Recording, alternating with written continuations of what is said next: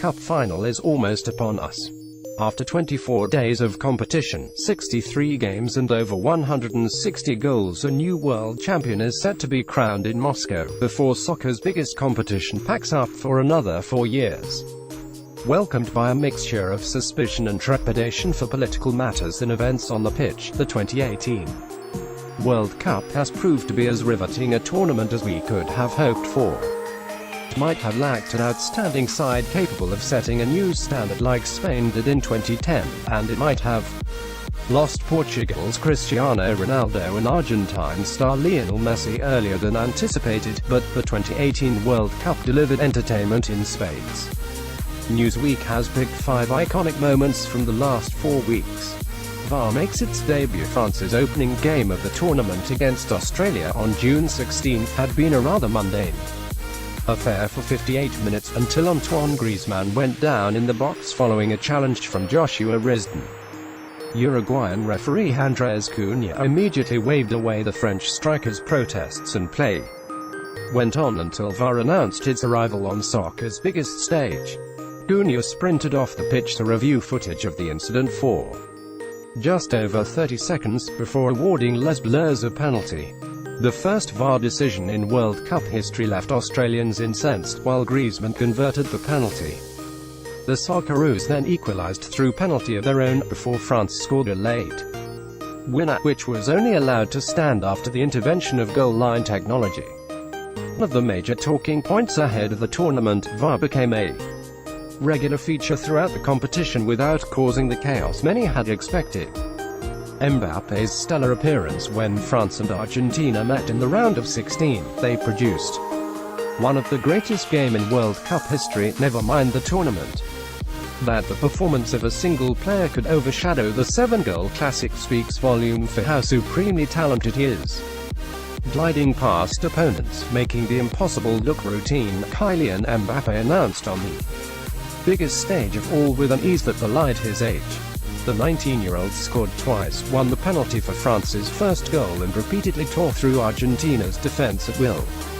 That he did so against a largely subdued Lionel Messi carried a symbolism that was not lost on those watching.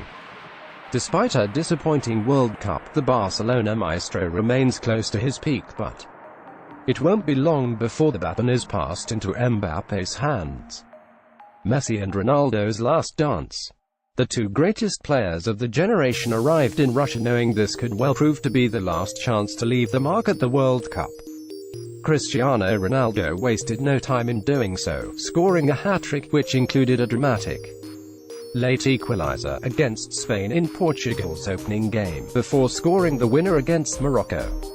Lionel Messi and Argentina, meanwhile, struggled on and off the pitch. The Barcelona star missed a penalty as the Albiceleste drew with Iceland, before suffering a 3-0 drubbing at the hands of Croatia.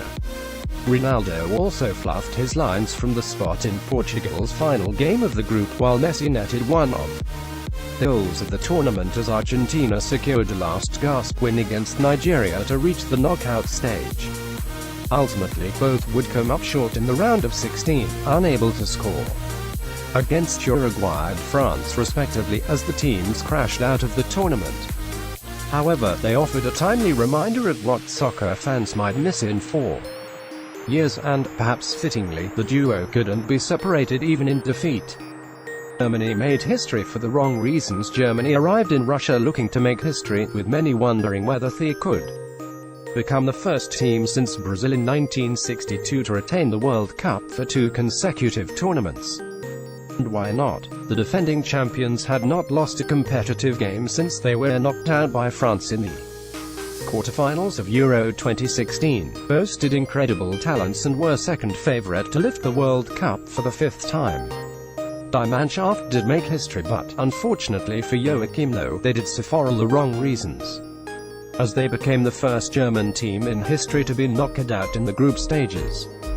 Defeat against Mexico in the opening game was followed by an unconvincing, last-gasp win against Sweden, before a dismal 2-0 loss against already eliminated South Korea condemned them to an early exit. It was only the first time since 1930 neither Germany nor Brazil made it to the semi-final. Neymar rolls with it. With the exception of Ronaldo and Messi, few players attracted as much attention as Neymar in the lead-up to the World Cup. Having had his tournament cut short by a serious injury 4 years ago, the Paris Saint-Germain forward was expected to leave his mark on world soccer, with Brazil pinning hopes of a first World Cup triumph since 2002 on his shoulders. As it turned out, the 26-year-old made the headlines for all the wrong reasons, with his diving antics drawing scathing criticism from observers and pundits. This is a game of men that is played with intensity and not with so much clowning. Mexico coach Juan Carlos Osorio was quoted as saying by BBC Sport after Neymar rolled around on the touchline when El Tri defender Miguel León appeared to stand on his ankle during the round of 16 clash. Neymar's antics were so polarizing that a Swiss TV station calculated the Brazilian, who scored twice in the tournament, spent a total of 14 minutes on the ground throughout the World Cup. Sadly, it did not help Brazil, who were knocked out by Belgium in the quarter-finals.